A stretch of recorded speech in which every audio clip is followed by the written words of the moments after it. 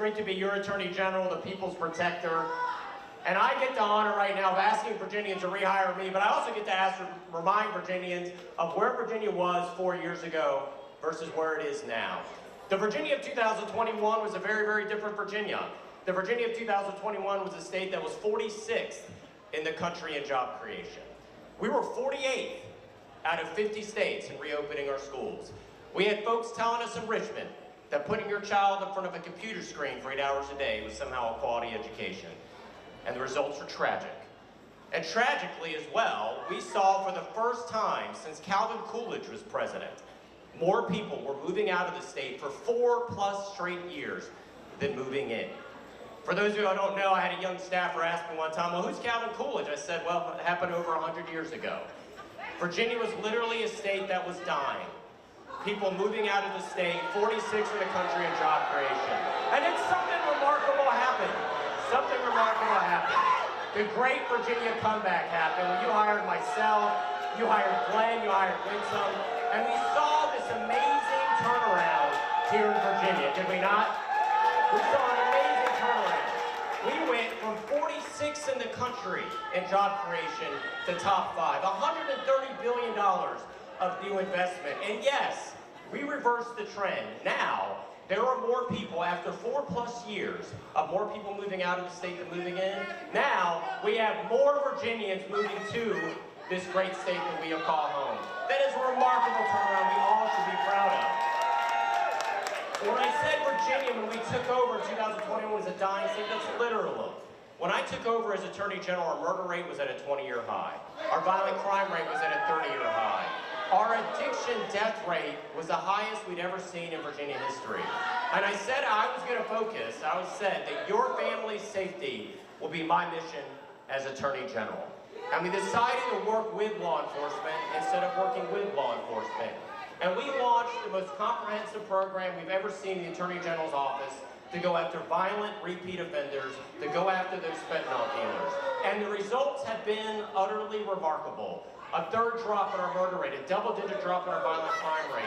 And we've seen such a change on addiction. Remember what I said, Virginia had the highest addiction recorded deaths we've ever seen in Virginia history. And I realized it was 2 factors in that. It was on supply and demand. Because one of our biggest problems was, about 25 years ago, some of the largest pharmaceutical companies on the planet came to Southwest Virginia. They went out in the coal fields. And they said, hey, we have this amazing new pain pill for you as a worker. And don't you worry about it, it's not addicting. And now we know, they knew. They were pushing one of the most addictive chemicals known to man. They were pushing Oxycontin on so many innocent Virginians. And literally, our national addiction crisis started right here in Southwest Virginia. But what Big Pharma did to so many of our fellow citizens and neighbors. And it transformed overnight so many of our communities. In 2025, 108,000 Americans died from addiction deaths. We lost over 50,000 in the Vietnam War over the course of 15+ years. So what we did is we said, we're going to hold you responsible.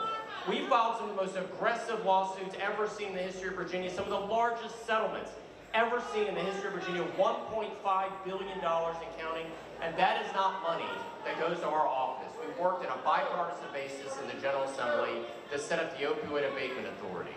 It's the largest influx of money we have ever seen for addiction in Virginia.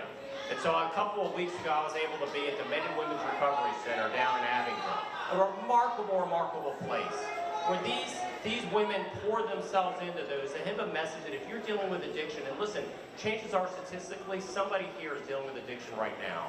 And our message is this. We believe in second chances, and we have more help for you in Virginia than ever before.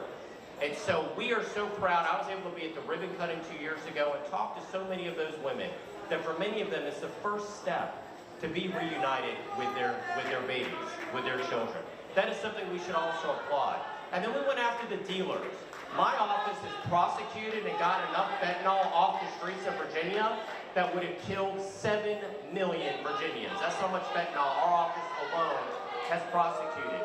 And so listen, I'm a metrics guy. I believe if you can measure it, you can improve it. And so several months ago, I was invited along with Governor Youngkin to go to DEA National Headquarters, where they announced that Virginia was not top 10, not top 5. We were the #1 state in the entire country to drop an addiction death.